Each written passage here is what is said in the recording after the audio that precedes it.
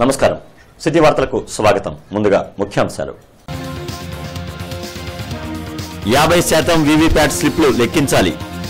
EC ఎందుకు మీనమేషాలు లెక్కిస్తోందన్న CM Chandrababu.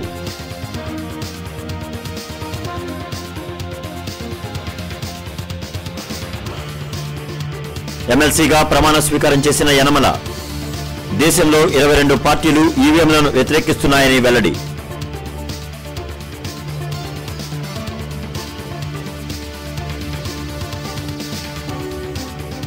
Chandrababu మళ్లీ CM కావడం ఖాయం. ఎన్నికల సంస్కరణలో అవసరమన్న ఎమ్మెల్సీ డొక్కా.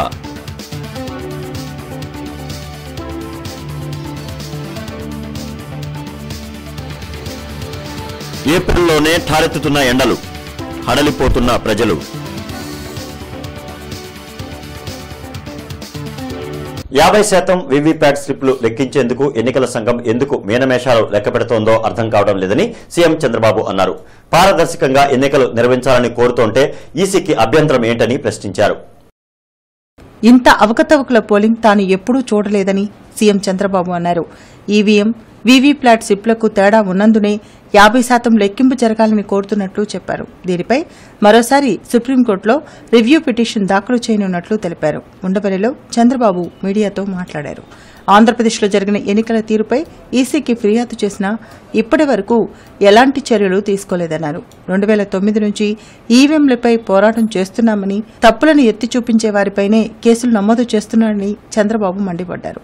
రాష్ట్రంలో ఎప్పుడైనా అర్ధరాత్రి వరకు పోలింగ్ జరిగిందా అని ప్రశ్నించారు. ఇది కేవలం ఎన్నికల సంఘం వైఫల్యమేనన్నారు. 190కి పైగా దేశాల్లో ఈవీఎంలను వాడటం లేదని చెప్పారు. ఆల్ పొలిటికల్ పార్టీస్ కన్సెన్సస్ లో యునానిమస్ గా డిసైడ్ చేసింది 50% ఈవీప్యాట్స్. అంటే ఇక్కడ రెండు ఉన్నాయి. ఒకటి ఈవీఎం. ఈవీఎంలో వచ్చే రిజల్ట్స్ ఒక యాంగిల్ అయితే, ఈవీప్యాట్ ద్వారా ఏవైతే స్లిప్స్ ఉన్నాయో, ఓటర్ స్లిప్స్ ఉన్నాయో, ఇవన్నీ కూడా ఒక బ్యాలెట్ బాక్స్ ఉంటుంది. ఆ బ్యాలెట్ బాక్స్లో ఉంటాయి. మేము అడిగింది ఆ బ్యాలెట్ బాక్స్లో ఉండే ఓటర్ స్లిప్స్. అదే మరి ఈవీఎంలో వచ్చే ఓట్లు రెండు కూడా టాలీ కావాలి కాబట్టి 100% కౌంట్ చేయమన్నాం. What is wrong in it అని అడుగుతున్నాం. What is the difficulty for election commission అడుగుతున్నాం. మా వల్ల కాదు అన్నప్పుడు మేము 50% కౌంట్ చేయమన్నాం. ఈరోజు మీరు అందరూ గుర్తుపెట్టుకోవాల్సింది, ఒకప్పుడు పేపర్ బ్యాలెట్ ఏ విధంగా కౌంట్ చేసేవాళ్ళం. మొత్తం వచ్చిన తర్వాత సార్ట్అవుట్ చేసి ఏదైనా కానీ రూల్స్ ప్రకారం అప్పుడు ఇంకుతో వేస్తారు కాబట్టి ఇది ఇంకో పక్క ఇదైనా, లేకపోతే కొన్ని గైడ్లైన్స్ పెట్టి ఇది ఇన్వాలిడ్ అని చెప్పి ఇన్వాలిడ్ ఓట్లు వారుగా పెట్టి ఎవరెవరి ఓట్స్ అని పెట్టి మళ్ళీ అవన్నీ పూల్ చేసి కలిపి మళ్ళా కట్టలు కట్టి అవి తీసుకొచ్చి అకౌంట్ చేసేవారు. ఇప్పుడు ఎవ్రీ ఈవీఎంలో ఆటోమేటిక్ రిజల్ట్స్ వచ్చినప్పుడు ఆ ఈవీఎంకి సంబంధించి ఒక బ్యాలెట్ బాక్స్లో వీవీప్యాట్ ద్వారా ప్రింట్ అయిన స్లిప్స్ ఉన్నాయి. ఆ స్లిప్స్ వెరీ సింపుల్. పైన పేరు ఉంటుంది, దానికి సింబల్ ఉంటుంది. అన్నీ సెగ్రిగేట్ చేయడం కూడా పెద్ద కష్టం కాదు. దీనిపైన 6.5 రోజులు పడుతుంది, 6 రోజులు పడుతుంది అసెంబ్లీ సెగ్మెంట్ అని కాలయాపన చేశారు. తప్పుడు అఫిడవిట్ సుప్రీంకోర్టుకి వేశారు. What is the reason?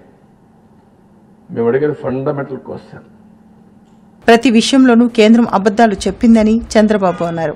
Rafale ఒప్పందంలోనూ సుప్రీంకోర్టులో తప్పుడు అఫిడవిట్ దాఖలు చేశారన్నారు. అలాగే పాకిస్తాన్లో ఉగ్రవాద స్థావరాలపై దాడిలోనూ దేశ ప్రజలను తప్పుదారి పట్టించారని చెప్పారు. గతంలో ఈవీఎంల లోపాలపై పుస్తకం రాసిన జీవీఎల్ ఇప్పుడు తనకు వ్యతిరేకంగా మాట్లాడటం సిగ్గుచేటని చంద్రబాబు అన్నారు.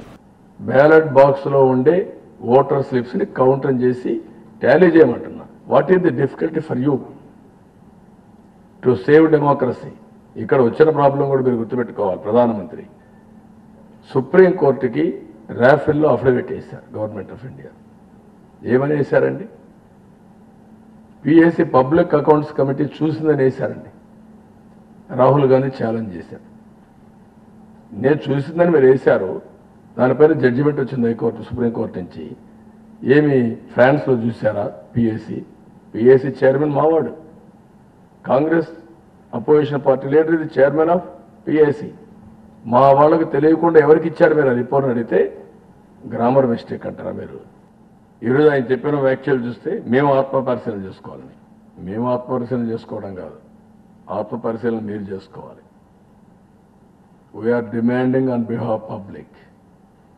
అటు దీంతో ఆగదు ఇది. అన్ని స్టేట్స్కి వెళ్తాం, అన్ని మీటింగ్లో చెప్తాం, అన్ని పార్టీలు టేకప్ చేస్తాం, మళ్ళా సుప్రీంకోర్టుకి వెళ్తాం. ఇది తేలే వరకు ఎందుకు మీరు దాచిపెడుతున్నారో ప్రజలకు మీరు చెప్పాలి. చెప్పే వరకు వదిలిపెట్టే సమస్య ఉండదు. 1500 వీవీప్యాట్లు కౌంట్ చేసి సరిపోయినాయని చెప్పి లెక్కలు చెప్తున్నాడు. మొత్తం రాజస్థాన్ గవర్నర్ నియమావళి ఉల్లంఘించారని కమిషన్ తీసుకుంటే సరిపోయింది, ఏం యాక్షన్ లేదు. ఇంకొక పక్కన మాల్ ఫంక్షనింగ్ అవకాశం ఉందంట, ట్యాంపరింగ్ అవకాశం లేదంట. మాల్ ఫంక్షనింగ్ ఉండే ఈవీఎంలు ఎందుకు పెట్టుకున్నారు మీరు? I'm asking straight question, you answer that. అంటే ఎలక్షనే, who are you to harass people? Election commission సరిగా నిర్వహించకుండా, ట్రైనింగ్ పెట్టకుండా, కరెక్ట్గా చేయలేకుండా ఎవరినంటే దారి ఇవ్వడం తీసుకొచ్చి ఈవీఎంల పైన పెడతారా? మీరు పెట్టి ఎన్ని చేస్తారా? తెలుగుదేశం పార్టీ ఎమ్మెల్సీగా యనమల రామకృష్ణుడు ప్రమాణ స్వీకారం చేశారు. శాసనమండలి చైర్మన్ షరీఫ్ ఆయన చేత ప్రమాణం చేయించారు. రెండవసారి శాసనమండలిలో అడుగుపెట్టేందుకు అవకాశం కల్పించిన చంద్రబాబుకు యనమల కృతజ్ఞతలు తెలిపారు. అనేక దేశాలు ఈవీఎంలను ప్రవేశపెట్టి తరువాత వెనక్కి తగ్గాయని మంత్రి యనమల రామకృష్ణుడు గుర్తు చేశారు. బీజేపీ తప్ప దేశంలో 22 రాజకీయ పార్టీలు ఈవీఎంలను వ్యతిరేకిస్తున్నాయని చెప్పారు. అనుమానాలను నివృత్తి చేయాల్సిన బాధ్యత ఎన్నికల సంఘంపై ఉందన్నారు. తెలుగుదేశం పోరాటం వల్లే వీవీప్యాట్స్ వచ్చాయని తెలిపారు. శాసన మండలిలో ఎమ్మెల్సీగా రెండోసారి యనమల ప్రమాణ స్వీకారం చేశారు. మండలి చైర్మన్ షరీఫ్ ఆయనతో ప్రమాణం చేయించారు. టెక్నాలజీ పెరుగుతున్నప్పుడు ఈవీఎంలను హ్యాక్ చేయడం సులభతరమని చెప్పారు. చట్టసభల్లో ప్రజా సమస్యల పరిష్కారంకు సభ్యులు కృషి చేయాలని యనమల సూచించారు. లాస్ట్ టైం కూడా ఈవీఎంల మీద మేము ప్రతిపక్షంలో ఉన్నప్పుడు కూడా చేశాం. అప్పుడు ఈవీఎంలే ఉండే, అప్పుడు వీవీప్యాట్స్ ఉండేవి కావు.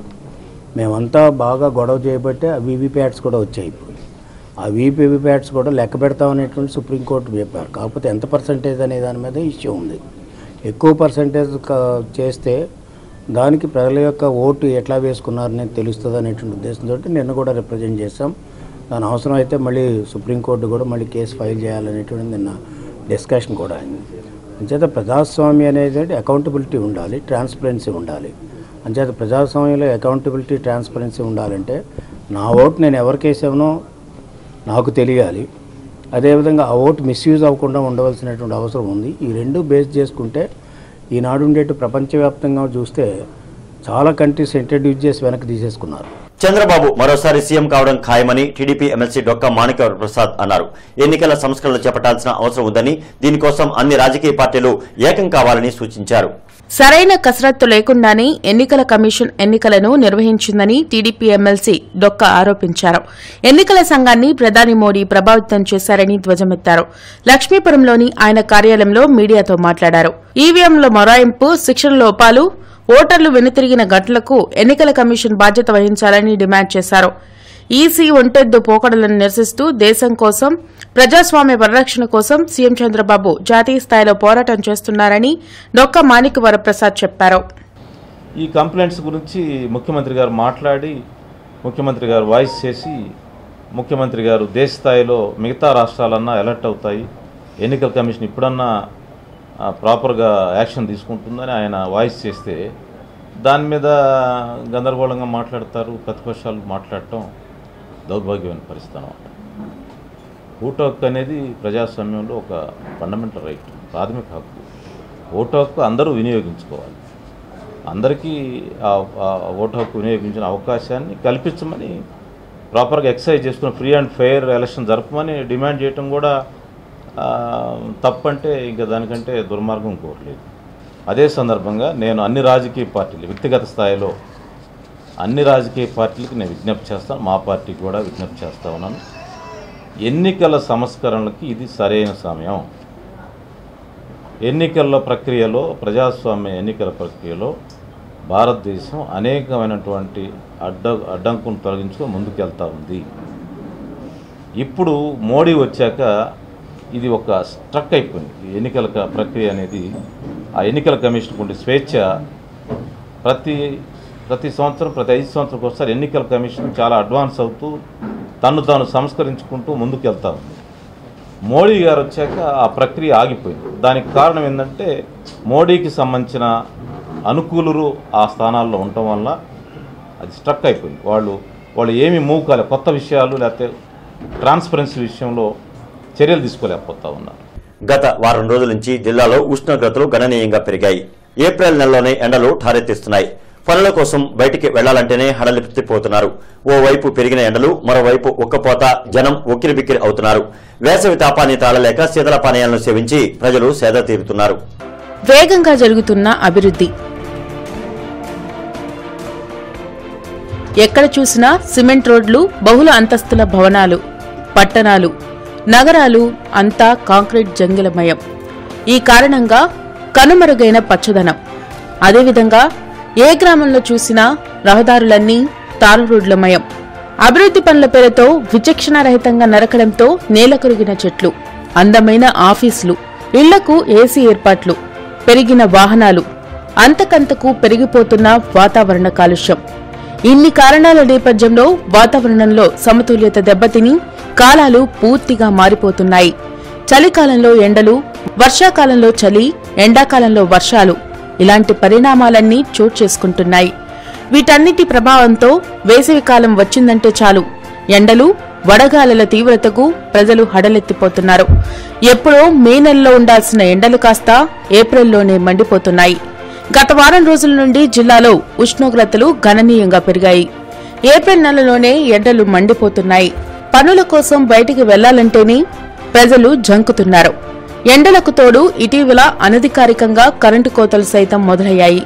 దీంతో ఓవైపు పెరిగిన ఎండలు, మరోవైపు ఉక్కపోతతో జనం ఉక్కిరిబిక్కిరవుతున్నారు.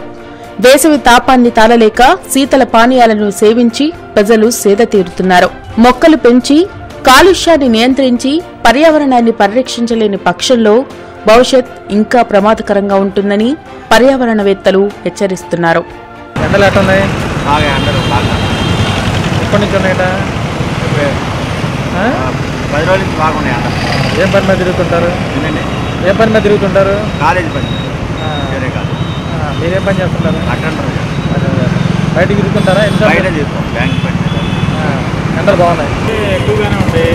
యాక్చువల్గా అయితే ఇంకా 4 వారం తర్వాత రావాల్సింది ముందే వచ్చినాయి. అంటే 4-3 ఏళ్ళ నుంచి వర్షాలు లేకపోవడం, టెంపరేచర్ బాగా హైగా ఉంది. మన ఎలక్షన్ డ్యూటీలో కూడా దీని వాతావరణంలో ఏమైనా మార్పులు వస్తున్నాయా ఏంటి? ఎండలు ఎక్కువ పెరగడానికి అంటే మనకు తెలుసు కదా, ఎన్విరాన్మెంటల్ పొల్యూషన్ అన్ని రకాలు పెరిగిపోతుంది. గ్రీన్ హౌస్ ఎఫెక్ట్, జనానికి అవగాహన ఉండాలి, చెట్లు పెంచాలని ఇదని. అందుకని టెంపరేచర్ ఇంకా ముందు పెరుగుతాయి కానీ తగ్గేదేం లేదు. ఆ వారం కంఫర్ట్నెస్ వచ్చింది, డబ్బులు వస్తున్నాయి, ఏసీలు అవన్నీ వచ్చేస్తున్నాయి. అవి కూడా ప్రమాదమేనా? ఏసీలు మరి ఇంకా ప్రమాదం కాదు. రూమ్ వరకే కానీ ఆ బయటకు వచ్చే గ్యాసులు అవన్నీ ఇంకా టెంపరేచర్ ఎట్టుంది ఆటో తోలేటప్పుడు? ఎండ అదిగా బాగుంటుంది. ఆటో తోలేటప్పుడు ఎట్టుంటుంది? వేడి ఉంది. ఎన్ని రోజుల నుంచి ఉంది? వారం నుంచి. ఇబ్బందిగా ఉందా? ఎలా ఉంటుంది ఎండలో ఆటో వేస్తుంటే? అన్నీ బాగున్నాయి. ఎండలు ఎట్టున్నాయి? మండిపోతున్నాయి. తగ్గాలి. ఎన్ని రోజులు వచ్చిందట? వారం నుండి కాస్తాను. బాగా విపరీతంగా ఉన్నాయి.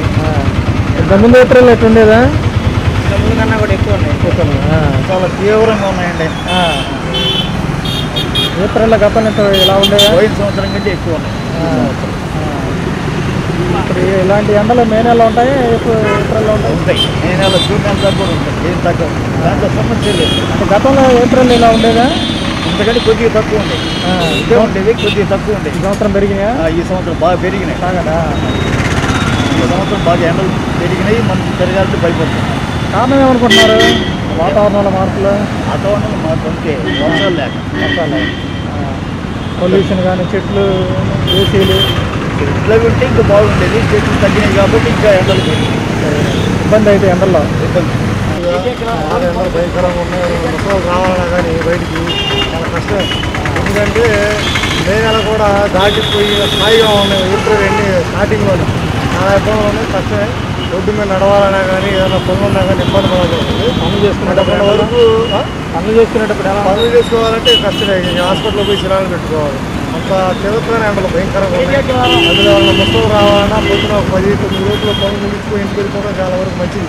ఈ ఎండాకాలం ఏంటంటే ఎక్కడైనా కొద్దిగా ఈ మన సోడా తడ పుచ్చకాయ టీకాపు కూడా కూర్చొని కొద్దిగా ఉన్నంత వరకు చేపట్టిన కోసం 5 నిమిషాలు చుట్టుగా తాగి పనులు చేసుకోవడం వరకు అంతవరకు ఏం చేయగలమా. ఏంటి ప్రకృతి అంటే ఏం నష్టం జరిగింది? ప్రకృతికి అంటే మార్పులన్నీ వచ్చేసేసి చెట్లు తీసేయటము, జనాభా పెరగటము, బిల్డింగ్లు పెరగటము, తర్వాత ఈ వాహనాలు ఎక్కువ వాహన కాలుష్యం ఏసీల కాలుష్యం ఇవన్నీ ఎక్కువ అవడం వల్ల వాతావరణంలో మార్పులు వచ్చి వేడి పెరుగుతూ ఏప్రిల్లోనే ఇలా ఉంటాం. గతంలో చూసారా? ఉన్నది కానీ ఈసారి ఎక్కువగా ఉంటుంది. గుంటూరు రూరల్ ఎంపీపీ కార్యాలయంలో ఈరోజు సర్వసభ్య సమావేశం జరిగింది. ఎంపీపీ తోట లక్ష్మీకుమారి అధ్యక్షతన జరిగిన ఈ సమావేశంలో వేసవిలో తాగునీటి సమస్య, ఇతర అభివృద్ది సంక్షేమ పథకాల అమలు గురించి ప్రధానంగా చర్చించారు. రూరల్ పరిధిలోని అన్ని గ్రామాలలో వేసవిలో ఎక్కడా త్రాగునీటి సమస్య రాకుండా తగిన చర్యలు చేపడుతున్నట్లు ఈ సందర్భంగా ఎంపీపీ వివరించారు. ఈ యొక్క జనరల్ బాడీలో మేము మేజర్గా తాగునీటి సమస్య గురించి మేము మాట్లాడుకోవడం జరిగింది. అలాగే ఇప్పటికే మాకున్నటువంటి గ్రామాల్లో 6 గ్రామాల్లో 43 ట్యాంకర్స్ మనం పంపించడం జరిగింది. అది 7,000 లీటర్ల కెపాసిటీ కలిగినటువంటి ట్యాంకర్స్, 43 ట్యాంకర్స్ మేము పంపిస్తున్నాం. ఇంకా వాళ్ళకి ఫర్దర్గా రిక్వైర్మెంట్ ఏదైనా ఉన్నట్లయితే అవి కూడా చెప్పమని ఆ గ్రామంలో ఉన్నటువంటి మా గౌరవ సభ్యులు కానీ మరి సర్పంచులు కానీ వీళ్ళని మేము అడగటం జరిగింది. 10వ తరగతి పరీక్షా పత్రాల మూల్యాంకన ప్రక్రియ నేటి నుంచి నగరంపాలెం స్టాల్ గర్ల్స్ హైస్కూల్లో ప్రారంభమైంది. డీఈఓ గంగాభవాని పర్యవేక్షణలో ఎస్ఎస్సీ వాల్యుయేషన్ ప్రక్రియను నిర్దేశిత ఉపాధ్యాయులు సోమవారం నుండి ఆరంభించారు. ఉపాధ్యాయుల్లో కొందరు డుమ్మా కొట్టడం కొద్దిసేపు కలకలాన్ని రేపింది. అనంతరం అదనపు ఉపాధ్యాయులను వాల్యుయేషన్ విధులకు రప్పించడంతో ప్రక్రియ సజావుగా సాగింది. ఈ నెల 28 వరకు ఈ ప్రక్రియ కొనసాగనుంది. ఇక్కడ చెట్ల కింద కూడా ఎవరు మీటింగ్స్ పెట్టరావద్దండి. మాస్టారు బయటికి వెళ్ళాలి. అది పెట్టుకుని పార్కింగ్ ప్లేస్ లో పెట్టుకోండి. దాడులపై వైఎస్ఆర్సీపీ నేత నియమించిన నిజ నిర్ధారణ కమిటీ అబద్దాల కమిటీ అని గుంటూరు మిర్యాడ్ మాజీ చైర్మన్ మన్నావ్ సుబ్బారావు వ్యాఖ్యానించారు. టీడీపీ శ్రేణులపై పలు ప్రాంతాల్లో వైఎస్ఆర్సీపీ నాయకులు దాడులకు పాల్పడ్డారని చెప్పారు. తమ పార్టీ వారిపై తెలుగుదేశం పార్టీ నాయకులు దాడులు చేశారని, వైఎస్సార్సీపీ నాయకులు విష ప్రచారం చేస్తున్నారని గుంటూరు మిర్యాడ్ మాజీ చైర్మన్ మన్నవ సుబ్బారావు పేర్కొన్నారు. మీడియా ప్రతినిధుల సమావేశంలో ఆయన మాట్లాడారు. జగన్ హత్యా రాజకీయాలు చేస్తున్నారని అన్నారు. టీడీపీకి చెందిన 100 మందిని జగన్ హత్య చేయించారన్నారు. రాష్ట్ర వ్యాప్తంగా తెలుగుదేశం పార్టీ శ్రేణులపై ఒకవైపు దాడులు చేస్తూ వాళ్ళపై ఏదో దాడులు చేసినట్టుగా ఈరోజు ఒక గోబెల్స్ కమిటీ బయలుదేరింది. ఈ కమిటీ ఉద్దేశం వాస్తవాలను పాతర వేసి అవాస్తవాలను ప్రచారం చేసి తెలుగుదేశం పార్టీ మీద విష ప్రచారం చేసేందుకు ఇది ఒక కుట్రలో భాగం అని చెప్పి మేము భావిస్తూ ఉన్నాం. ఒకవైపు జగన్మోహన్ రెడ్డి విలువలు విశ్వసనీయత గురించి మాట్లాడుతూ ఉన్నాడు. ఒక 11 కేసుల్లో ముద్దాయిగా ఉన్నాడు. ఆ 16 నెలలు జైల్లో ఉన్న వ్యక్తి ఆయన పార్టీ హత్యా రాజకీయాల నేపథ్యం ఉన్న పార్టీ, ఫ్రాక్షన్ నేపథ్యం ఉన్న పార్టీ. దాదాపుగా కొన్ని 100 మంది తెలుగుదేశం పార్టీ నాయకులను కార్యకర్తలను హత్య చేసిన పార్టీ వైకాపా పార్టీ. సమావేశంలో టీడీపీ నాయకులు హర్షవర్ధన్, లాల్ వజీర్ తదితరులు పాల్గొన్నారు. జిల్లా పోలీసు కార్యాలయంలో నిర్వహించిన గ్రీవెన్స్ డేకు మంచి స్పందన వచ్చింది. ఈ మేరకు రూరల్ ఎస్పీ రాజశేఖర బాబు, అర్బన్ ఏఎస్పీ వైటీ నాయుడు బాధితుల నుంచి ఫిర్యాదులను స్వీకరించారు. ఎస్పీ కార్యాలయంలో నిర్వహించిన గ్రీవెన్స్ డేకి ఫిర్యాదుదారులు పెద్ద సంఖ్యలో తరలివచ్చారు. ఈ మేరకు రూరల్ ఎస్పీ రాజశేఖర్ బాబు, అర్బన్ ఏఎస్పీ వైటీ నాయుడు బాధితుల నుండి ఫిర్యాదులు స్వీకరించారు. వ్యక్తిగత, కుటుంబ, ఆస్తి వివాదాలకు చెందిన ఫిర్యాదులు గ్రీవెన్స్ లో ఎక్కువగా అందాయి. బాధితుల నుండి ఫిర్యాదులు స్వీకరించిన పోలీసు అధికారులు పరిష్కారం కోసం సంబంధిత పోలీస్ స్టేషన్లకు ఆదేశాలు జారీ చేశారు. అదేవిధంగా గ్రీవెన్స్ కి వచ్చిన బాధితులు తమ సమస్యలను మీడియాకు వెల్లడించారు. ఏం తెలియదు. ఇది ఏదైనా చెప్తే చాలు ధన కొట్టేసి దీన్ని కొట్టేస్తాను, చంపేస్తాను గొంతు పెట్టుకుని. ఎవరు ఆమె కోడలు బాగా కొట్టిద్దండి దాన్ని. దేనికండి? చెప్పడు. కారణం ఏంటి? కారణం ఏంటో అసలు ఏదని చెప్తే ఏదో పెద్దవాడు ఏదో చెప్తాం కదా, దాని గురించి చెప్తాడు. ఆస్తులు ఏమన్నా, డబ్బులు ఏమన్నా? ఆస్తులు నేను ఊరికి డబ్బులు కూడా ఇవ్వటాను. నాకు తింటాడు ఊరికి ఇచ్చారు అసలు నాకు డబ్బులు కూడా లేదు, తినడానికి కూడా లేదు. అక్కడ తర్వాత డైలీ ట్రైనింగ్కి రండి, అక్కడ ప్రాబ్లం ఈ ప్రాబ్లం అని చెప్తున్నారు. కానీ 1 వీక్ తిప్పారు. తిప్పిన తర్వాత వెళ్ళినా లేదు. తర్వాత ప్రయోజనం ఏంటంటే మీకు అక్కడ బ్రాంచ్ ఎత్తేసారని చెప్పి తెలిసింది. కొద్దిగా అసలు బ్రాంచ్ ఎత్తేసారు. అతను మంగళగిరి దారిలో గుంటూరు మంగళగిరి మధ్యలో పోలీసులు అరెస్ట్ చేశారు అతన్ని.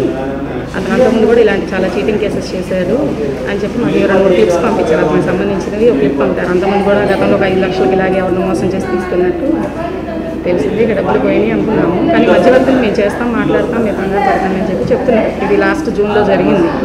ఇప్పటి వరకు మాట్లాడుతున్నారు. వాళ్ళే మధ్యలో ఉన్న వ్యక్తులు మాట్లాడి అతను స్టేషన్లో కలిసి మాట్లాడి అతని ద్వారా రిజిస్టర్డ్ బాండ్ అతను డబ్బులు అందినట్టు మాకు రాసి తీసుకొచ్చి ఇచ్చారు. చెక్ కూడా ఈ మధ్యకాలంలో ఓపెన్ చేశారు. కోటాక్ బ్యాంక్లో ఓపెన్ చేశారు. చెక్ ఇచ్చారు. చెక్ వేస్తే బౌన్స్ అయింది. ఇలా దగ్గర అందులో 85 మంది దాకా జాయిన్ అయ్యి ఉన్నారు. ఎవరు గ్రూప్గా ముందుకు రావట్లేదు. అతనికి 3.5 లక్షలు ఇచ్చారు. తీసుకెళ్లిన మీడియేటర్స్ చాలా ఎక్కువ డబ్బు తినేశారు. అందుకని ఎవరిని కలవనివ్వట్లేదు. మా లింక్లో ఉన్న శివప్రసాద్ కాస్త తిరుగుతూ మాకు హెల్ప్ చేసి పెట్టారు. ఆయన చెక్స్ అయితే ఇచ్చారు. కానీ మాట్లాడదాం, రేపు తెనాలు తీసుకొస్తారండి, తెనాలు తెస్తే ఉండి మాట్లాడదాం అని చెప్తున్నారు. కానీ పని అయ్యేటట్టు ఏం కనపడలేదు. 2 నెలల బకాయి జీతాలు మంజూరు కోరుతూ మున్సిపల్ కాంట్రాక్ట్ కార్మికులు ఈ రోజు కార్పొరేషన్ వద్ద ధర్నా నిర్వహించారు. ఈ సందర్భంగా సిఐటియు నేతలు ముత్యాలరావు, ఆది నికల్సన్ మాట్లాడారు. 2 నెలల జీతాలు అందక కార్మికులు ఆకలి కేకలు పెడుతున్నారని ఆవేదన వ్యక్తం చేశారు. మున్సిపల్ ఉన్నతాధికారులు ఇప్పటికైనా మేల్కొని బకాయి జీతాలతో పాటు 151 జీవో ప్రకారం ఏరియర్స్ అందించాలన్నారు. ఉపేక్షిస్తే ఈ నెల 25 తర్వాత సమ్మె తప్పదని ముత్యాలరావు, నికల్సన్ హెచ్చరించారు. ప్రతి నెల మొదటి పని దినం రోజే జీతాలు ఇవ్వాలని చెప్పేసి జీవో 197 ఇవ్వడం జరిగింది 2016 10వ నెలలో. ఆ జీవోని మన గుంటూరు మున్సిపల్ కార్పొరేషన్లో అమలు చేయడం లేదు. దీంతో పాటుగా వెంటనే ప్రతి నెల 5వ తేదీలోపు మున్సిపల్ కార్మికులకి జీతాలు ఇవ్వాలని చెప్పేసి the Guntur municipal employees and workers union సిఐటియుగా డిమాండ్ చేస్తూ ఉన్నాం. బకాయి జీతాలు వెంటనే చెల్లించకపోతే అన్ని సంఘాలను కలుపుకొని అవసరమైతే బంద్కు వెళ్లేందుకు కూడా, సమ్మెకు వెళ్లేందుకు కూడా సిద్ధంగా ఉన్నామని చెప్పేసి తెలియజేస్తాం. 157 జీవో సంబంధించి అరియర్స్ కూడా ఇవ్వాలి. ఆ అరియర్స్ డిఎంఏ కన్నబాబు గారు కూడా ఇవ్వమని చెప్పారు. కానీ అది కూడా ఇప్పటి వరకు ఇవ్వలేదు. 2 నెలల పెండింగ్ జీతాలు ఇవ్వాలని, అట్లాగే అరియర్స్ ఇవ్వాలని, ఆ రకంగా ఈ నెల 25వ తారీఖు ఇవ్వకపోతే పెద్ద ఎత్తున ఆందోళన చేయాల్సి వస్తుందని ప్రభుత్వానికి హెచ్చరించడం జరుగుతుంది. తెలుగుదేశం పార్టీ మహిళా నేత నల్లపనేని విజయలక్ష్మి జన్మదిన వేడుకలు నగరంలో ఈరోజు ఘనంగా జరిగాయి. గల్లాజీదేవ్ కార్యాలయంలో నిర్వహించిన కార్యక్రమంలో టీడీపీ పాలిట్ బ్యూరో సభ్యురాలు గల్లా అరుణ కుమారి, ఇతర మహిళా నేతలు పాల్గొన్నారు. పార్టీ అభ్యున్నతికి నల్లపనేని విశేష కృషి చేశారని చెప్పారు. బండివారింట పుట్టి భారతీయ మహిళలకు నీవే వెలుగవ్వాలమ్మా నల్లపనేని, నారీ లోకానికి నీ సేవలు ఇలాగే కొనసాగాలమ్మా. బాగా కష్టపడింది, పనిచేసింది. ఆమె కాకుండా మహిళలందరూ కూడా చాలా బాగా బ్రహ్మాండంగా పనిచేశారు. ఈ గుంటూరులో ఉండే మహిళలందరూ కూడా క్యూలో వచ్చి నిలబడి ఎండైనా కానీ మరి కష్టపడి పనిచేసినందుకు వాళ్ళకందరికీ కూడా ధన్యవాదాలు. ఇంకా ఆమె 100 ఏళ్ళు నిండుగా ఉండి ఇంకా 3 ఎలక్షన్లు చేయాలని చెప్పనేసి ఆ దేవుడు ఆయురు, ఆరోగ్యం, అభివృద్ధి ఇవ్వాలని చెప్పనేసి మనసారా కోరుకుంటున్నా. ఈరోజు నా పుట్టినరోజుకి గల్లా అరుణ కుమారి గారు నా కేక్ కట్ చేసినందుకు నాకు చాలా సంతోషంగా ఉంది. నాది 66వ పుట్టినరోజు. నా కోరికను మన్నించి మహిళలందరూ వచ్చినందుకు నాకు చాలా సంతోషంగా ఉంది. అందరికీ కూడా నా కృతజ్ఞతలు చెబుతున్నాను. మరి ఈ పుట్టినరోజు ఇలాగే ఇంకా జరుపుకోవాలని నా కోరిక. తెలుగు మహిళా నాయకురాలు మా అమ్మగారైన శ్రీమతి నల్లపనేని విజయలక్ష్మి గారు ఈరోజు మన ఎంపీ గల్లాజీదేవ్ గారి ఆఫీస్లో పుట్టినరోజు వేడుకలు నిర్వహించాము. చాలా ఘనంగా నిర్వహించాము. ఆమె ఇలానే మరెన్నో పుట్టినరోజులు ప్రజాక్షేమంలో ప్రజల ఆకాంక్షలు నెరవేరుస్తూ మరెన్నో ఉన్నత పదవులు అధిరోహించుతూ ఇంకా ఆయన మరెన్నో పుట్టినరోజులు జరుపుకోవాలని కోరుకుంటున్నాం. అర్బన్ ఎస్పీ విజయారావు ఈరోజు పోలీసు అధికారులతో సమావేశమయ్యారు. ఎన్నికలు ప్రశాంతంగా పూర్తయ్యేందుకు విశేష కృషి చేసిన అధికారులను అభినందించారు. ప్రతికూల పరిస్థితులను అధిగమించి విధులు నిర్వహించిన పోలీసు సిబ్బందికి కృతజ్ఞతలు తెలిపారు. అలాగే పోలింగ్ విజయానికి సహకరించిన ప్రజలకు విజయారావు ధన్యవాదాలు తెలిపారు. నడికుడి పొందుగల మధ్య రైల్వే ట్రాక్ మరమ్మతుల కారణంగా 15 ఏప్రిల్ నుంచి 20 ఏప్రిల్ వరకు పగటిపూట రైళ్ల రాకపోకలకు 2 గంటల పాటు నియంత్రణ ఉంటుందని దక్షిణ మధ్య రైల్వే సీనియర్ డివిజనల్ మేనేజర్ తెలిపారు. ఈ సందర్భంగా రేపల్ల నుంచి సికింద్రాబాద్ వెళ్లే రైలు కాచిగూడ నడికుడి మరియు నడికుడి కాచిగూడ మధ్య నడిచే రైళ్ల రాకపోకల్లో 6 రోజుల పాటు ఆటంకం ఉంటుందని చెప్పారు. ఇక ఈ వార్త ఇంతటితో సమాప్తం. నమస్కారం.